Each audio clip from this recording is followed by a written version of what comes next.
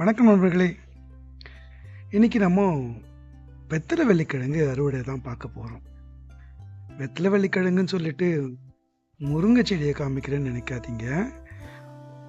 ஒரே கல்லில் ரெண்டு மாங்காய் அப்படிங்கிற மாதிரி இந்த முருங்கை செடி வச்ச அந்த தொட்டியிலேயே வெத்தலை வெள்ளிக்கிழங்கு 2-3 துண்டு நட்டு வச்சுருக்கேன்.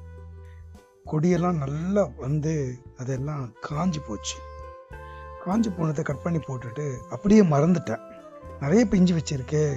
இந்த முருங்கை செடிக்கு கொஞ்சம் உரம் ஏதாவது போடலாம் அப்படின்னு சொல்லிட்டு கொஞ்சம் மண் கிளறிட்டு அடியில் உரம் போட்டு மேலே மண் மூடலாம் அப்படிங்கிற பிளானோட கொஞ்சம் மண்ணை கொத்தி எடுத்தேன்.